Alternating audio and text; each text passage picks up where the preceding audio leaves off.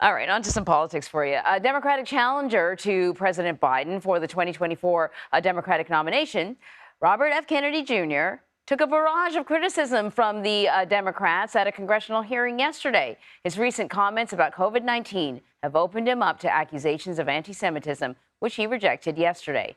Chief Washington correspondent Major Garrett has the details. Robert F. Kennedy Jr., part of an American political dynasty, is running against President Biden and calling himself a victim of censorship. Anti-Semitism, racism, these are the most appalling, disgusting pejoratives, and they're applied to me to silence me. House Republicans invited Kennedy and gave him a platform to discuss free speech. It became a venue to evaluate Kennedy's own speech, like this recent comment describing the COVID virus as a possible bioweapon. COVID-19 attacks certain races disproportionately. COVID-19 is targeted to attack Caucasians and black people. The people who are most immune are Ashkenazi Jews and Chinese. Kennedy's sister, Kerry Kennedy, had this reaction. I strongly condemn my brother's deplorable and untruthful remarks last week about COVID being engineered for ethnic targeting. House Democrats denounced Kennedy. My own children have been the targets of brutal anti-Semitism on social media. You fan those flames and jeopardize their safety. Kennedy also denied that he was opposed to vaccines. I have never been anti-vax.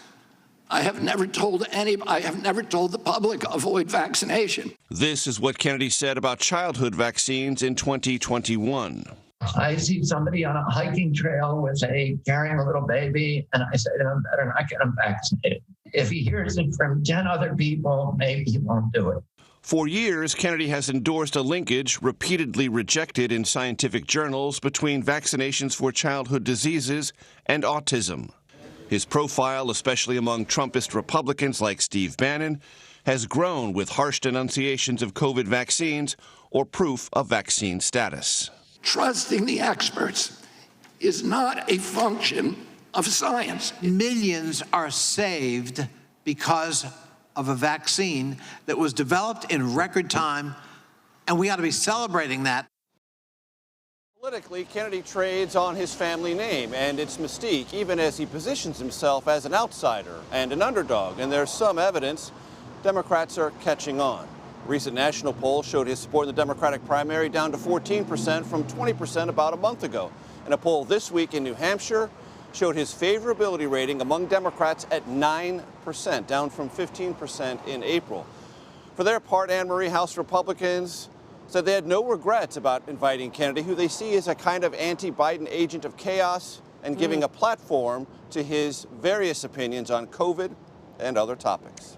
Well, I tell you, Major, like your package is about as fair. You're a good newsman, right? Because it's a very fair, clear package. There were some inflammatory kind of barbs that were thrown out there that you did not include in your package.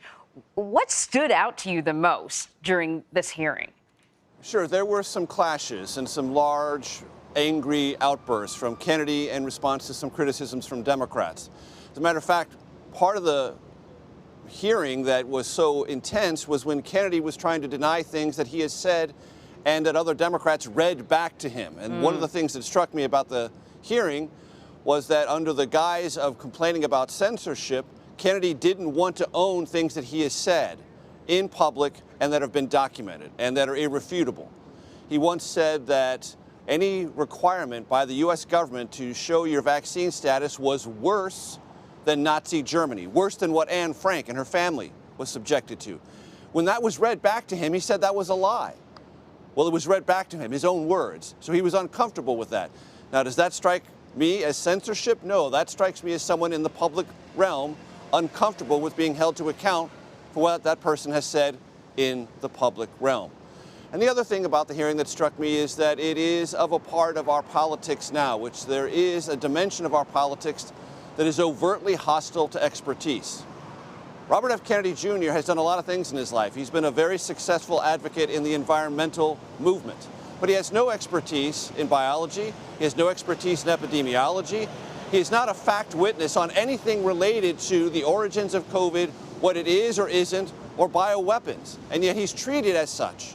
And that's part of what has happened in our politics. People who have grievances and who have a platform can find, if there is a receptive political party that backs them, and in this case House Republicans do, you can get a venue. So the premise for having this whole thing was to talk about censorship on social media. But as you point out, you know, anti-vax theories came up, anti-Semitism came up, and, you know, some Democrats basically said, you're being used by the Republican Party here. Somebody called him, I think it was Jeffries, called him a living false flag operation. Why did the Republicans want to hold this hearing? Because they see Robert F. Kennedy Jr. and his challenge to President Biden as kind of an interesting gimmick, sort of a way to undermine the idea that President Biden is the inevitable Democratic nominee. And because they know lots of Republican supporters are also either skeptical or overtly hostile to vaccines, government mandates that grew out of COVID-19. So they want to platform that. They want to elevate that and say, here's a victim of censorship. Now, look. Censorship and the government's role with social media companies is a legitimate issue, very legitimate issue. Does the government under any administration, by the way, go back to that hearing.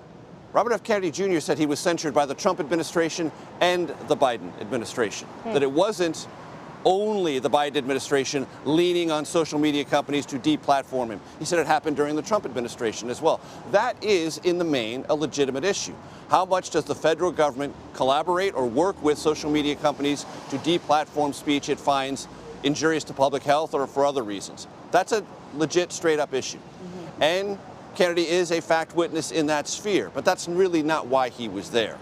He was there because Fox News and others in the right-wing media ecosystem like to prop him up on the vaccine issue and on anti-Bidenism. And House Republicans just find him as a convenient foil, politically and otherwise. And they have the power to do it, so they did. All right. Major Garrett, thank you very much.